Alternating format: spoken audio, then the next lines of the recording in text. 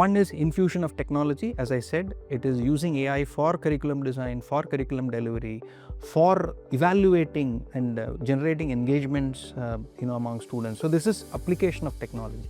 The second part is we codify it as framework of frameworks, but essentially it is interdisciplinary thinking into bringing it into management education, right? So these are the two important how aspects which will be differentiated.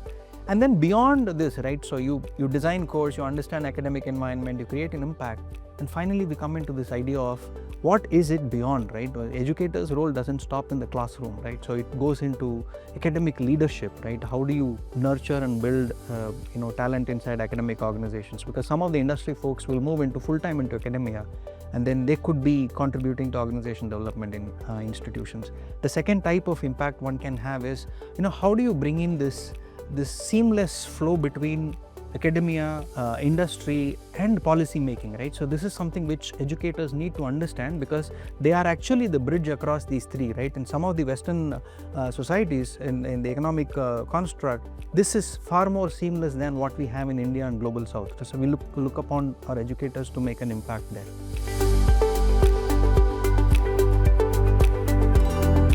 See, we don't look at ECP as a substitute for what already exists, right? So this is, depending on where you are, it is going to add a layer of relevance and technology enablement, if you may, right? So two parts to this is that, with the advent of technology, right, not just in teaching, I'm talking about artificial intelligence, data are actually diluting industry boundaries, right?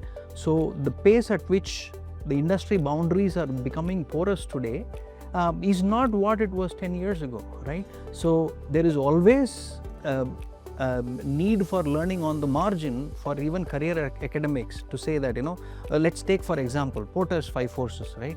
It anchors around the distinct industry boundaries. Those boundaries don't exist anymore, right? Not that the framework is not relevant. The framework is relevant, but it has to have a lot of extensions to that, in the way that, a technology company disrupts